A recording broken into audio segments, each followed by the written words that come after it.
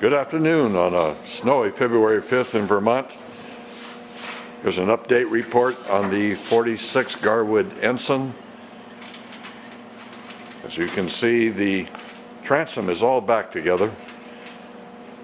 The boot stripe is on. One of the reasons that and the principal reason we put the boot stripe on essentially first is that it gives us something to tape to. We've had experience doing the hard racing bronze bottom paint ahead of the boot stripe. But guess what? Blue tape, green tape, frog tape, turtle tape, gorilla tape, no tape will stick to that bottom paint. As you see here, John has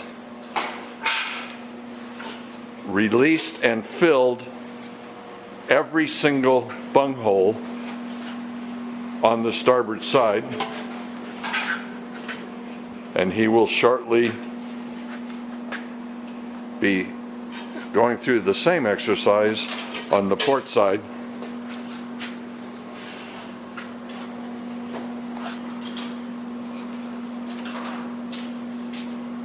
And I'll let him explain. The reason I released all the fasteners on this side is when I was doing the bottom boards and I was resealing them in 5200 below the boot stripe, I had noticed that some of the fasteners had been failing. So I decided to check the top sides, and when I checked the fasteners on the top side planks, I noticed also that I had a bunch of frame fasteners that were broke off, and the little 3/4 inch screws that go into the battens were all loose. The ones that were going into the battens are just short number 8 screws, and they seem to be in pretty good shape, so I just tightened them up. But the ones that were going into the frames, a lot of them had to be replaced with new screws, and the ones going into the chine holding the top board, the topside board onto the chine, that had failed. In the top frame around the top board, the fasteners had all failed on that, so I replaced them with number 10 1.5" screws, which tightened up nicely, and that brought the board right back to where it's supposed to be against the frame.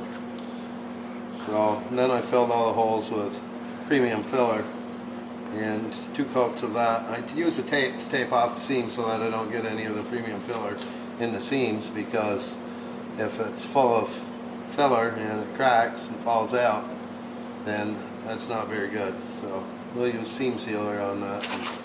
You'd say, boy, that looks pretty good. I don't understand why these guys spent all the owner's money to release and tighten every single fastener.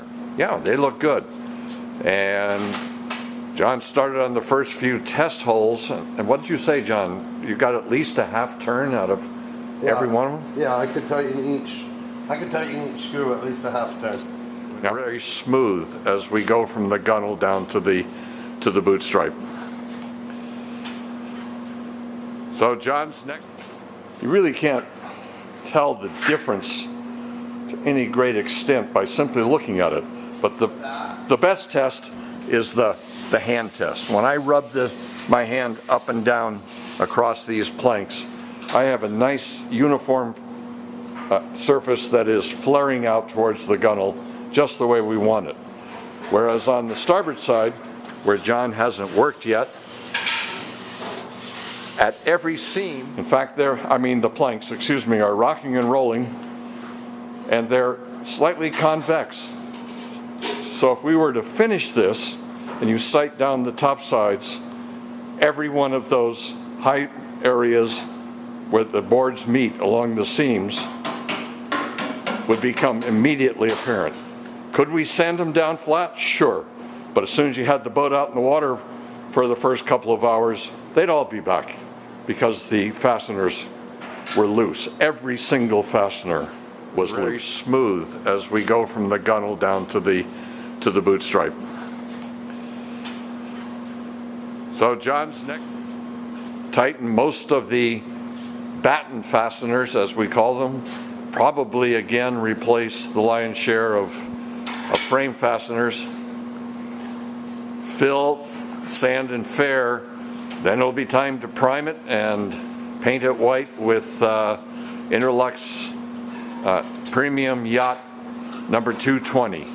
It's a semi-gloss white, which is really appropriate for an immediate post-war boat like the